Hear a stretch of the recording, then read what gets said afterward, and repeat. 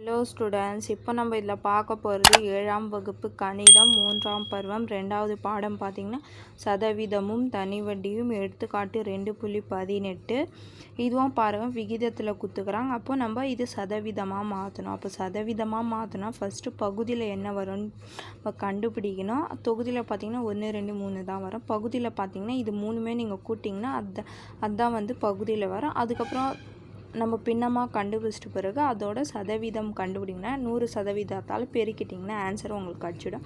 அப்போ first question பாருங்கள். ஒரு குடும்பம் பொங்கல் கொண்டாட்டத்திற்கான வீட்டை சுத்தம் செய்வதற்கு வேலையை 1:2:3 என்ற விகிதத்தில் பகிர்ந்து கொண்டனர் எனில் வேலையின் ஒவ்வொரு பகுதியின் சதவீதமான வெளிப்படுத்துங்கள்னு கேட்டுக்கிறோம். அப்போ ஃபஸ்ட்டு பகுதியில் என்ன வரும்னு நம்ம அது கண்டுபிடிக்கணும். அப்போ அது கண்டுபிடிங்கன்னா இது 3மே கூட்டிடணும். அப்போ பாருங்கள்,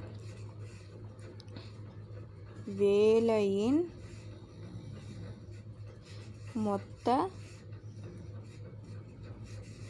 பகுதிகளின் எண்ணிக்கை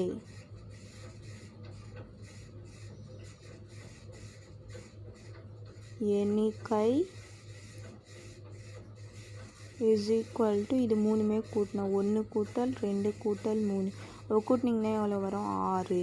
அப்போ இது கண்டுபிடிச்சிட்டோமா? அப்போது வேலை 3 பகுதிகளாக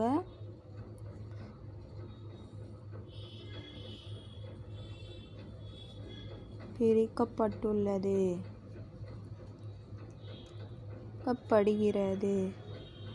அப்போது அது எப்படி எழுதலாம் நம்ம? அது ஃபஸ்ட்டுக்கு 1/6, ரெண்டாவதுக்கு 2/6 மற்றும் மூணாவதுக்கு வந்து 3/6ன்னு வரும். அப்போ இதுக்கு இப்போ நம்ம சதவீதம் ஒன்றுத்துக்கும் கண்டுபிடிக்கணும். அப்போ பாருங்கள், ஃபஸ்ட்டு இதுக்கு கண்டுபிடிக்கலாம். 1/6 ஆவது பகுதி வேலையின்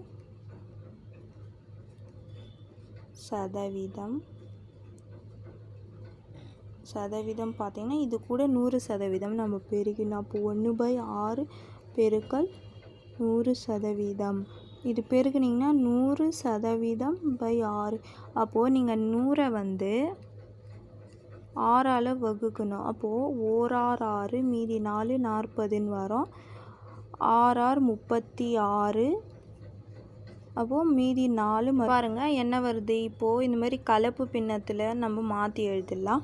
அப்போ கலப்பு பின்னத்தில் எழுதணுன்னா பாருங்கள், இது ஆன்சர் வர்றது முழு எண்ணாக எழுதணும், மீதி வர்றது மேலே எழுதணும், வகுக்கிற எண் கீழே எழுதணும்.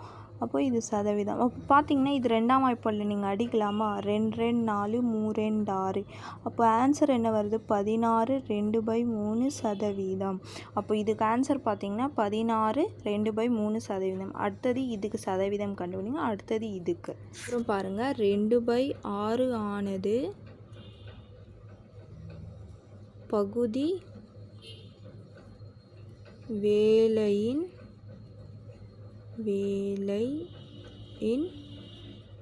சதவீதம் இஸ் ஈக்குவல் டு 2/6 பெருக்கல் 100% வந்து நீங்கள் அடிக்கலாமா? 1 2 2 3 2 6ன்னு. அப்போது இங்கே 1 இருக்கிறதா அர்த்தம். அப்போ இது பெருக்குனிங்கன்னா 100%/3. அப்போது 100 வந்து பாருங்கள், 100 நீங்கள் 3ஆல் வகுத்திங்கன்னா 3 9 மீதி 1, அப்போ 10 வரும். மறுபடியும் 3 9 மீதி 1, அப்போ 1 வருதுங்களா? அப்போ இது கலப்பு பின்னமாக நம்ம மாற்றி முழு எண் என்ன வருது? 33. இது ஈவு, இது மீதி, இது வகுக்கும் எண். அப்போ இது மேலே வரும், இது கீழே வரும். இது சதவீதம் அப்படியே வரும். புரிஞ்சுதுங்களா? அப்போ இதுக்கு ஆன்சர் பார்த்திங்கன்னா 33 1/3%.